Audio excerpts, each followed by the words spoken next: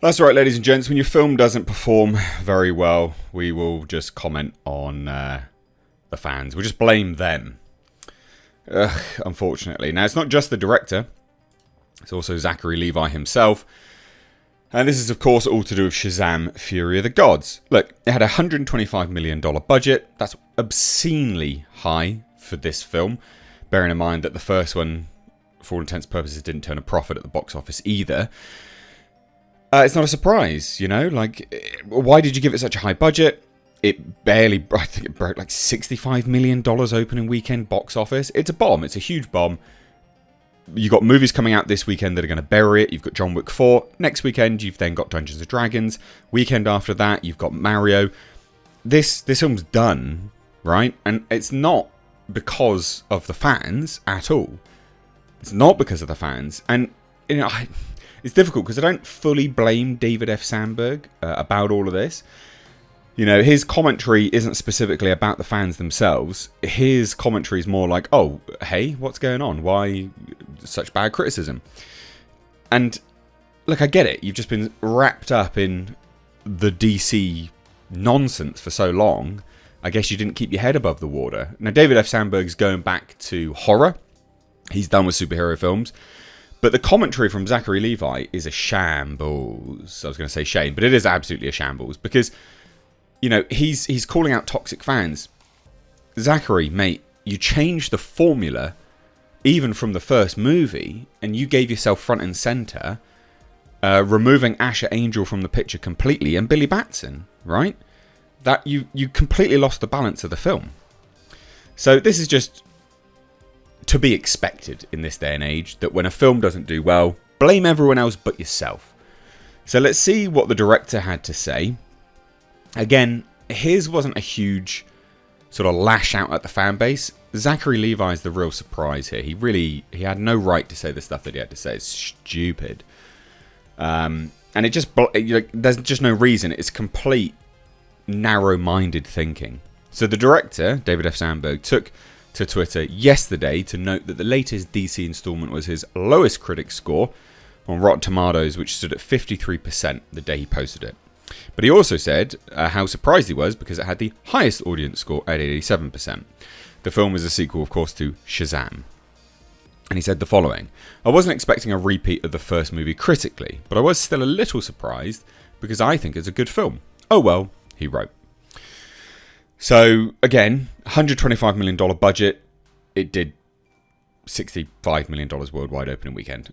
Abysmal. And it opened actually on a lot of theatres domestically. 4,000, almost 4,100 theatres. So it had a big scope. Big scope. Now, there was a recent interview with the Hollywood Reporter where David Sandberg said that he was done and he wanted to move on from superhero films. He says, that's definitely how I feel right now, yeah. I started my Shazam journey right after Annabelle creation in 2017, and so it's been quite a few years of just Shazam, so I'm very ready to move on and go back to horror and just try some other things. After 6 years of Shazam, I'm definitely done with superheroes for now. Good comments from him, no major issue, but again, Rachel Zegler, who played Anthea, came out and said some fucking nonsense as well. Some people out there and just being senselessly mean, and it's unnecessary. And I know, if you can't handle the heat and all that nonsense. And you're right, but our film was actually very good. It's just cool to hate on fun nowadays. That's okay, we're good. Objectively, it's not a good film. You know, it's fine. Barely. I watched it, I gave it the most down the line review I possibly could. It doesn't hold a candle to the first film. It's less fun. It's just not very, very good. And also, it's a throwback to a film that could have been made 20 years ago. The same just pointless cannon fodder at the end, the same bright blue beams in the sky and dark clouds. We've seen this formula done to death. It's boring, it's bland. But the real egregious comments come from Zachary Levi. And again, I just remind myself, I just think to myself, what are you doing, man? Like, honestly, what are you doing?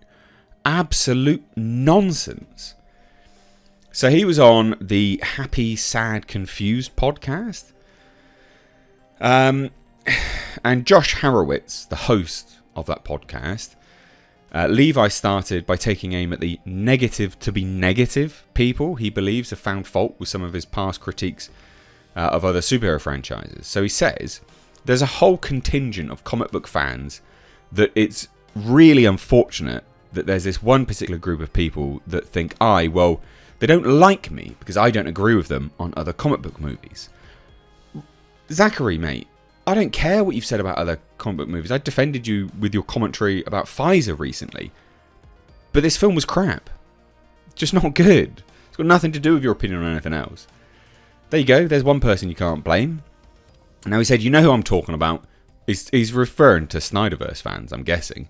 But instead of there being a conversation, they take up so many of my words or things completely out of context, and then they go stir up all the other people that they know online, and they all just want to attack and attack and attack and attack and attack.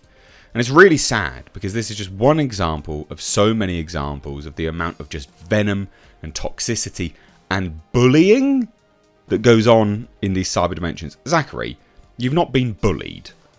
Behave. No one is bullying you, Mr. Levi. Are you absolutely joking me? Really? And this is the thing that doesn't make any sense. Even this article notes it, because I'm like, is he referring to... I'm guessing he's referring to Snyderverse. Because there's not been any major thing online about Zachary Levi. The only backlash he faced on social media recently was all to do with commentary about Pfizer. And yeah, that was it. That's literally it. Doesn't make any sense. Stop fan blaming. Seriously. And anyway, it's going to be going out on Amazon Prime on April 18th. So they're done. 32 days after its theatrical window, done. And then, of course, it'll go on HBO Max as well. So it sounds like David Zaslav's just gone, I will just quickly sell it to Amazon Prime. Maybe. I don't know. But it's a bomb. It's a huge bomb. The fan blaming has got to stop. Rachel Zegler, Zachary Levi. I don't even know who you're talking about. You know, are you talking about Snyderverse fans? I guess. There's been no real controversy. Pretty much everyone defended you about the Pfizer situation. Bullying? You've not been bullied, okay? Shut up. No one's bullied you, Zachary.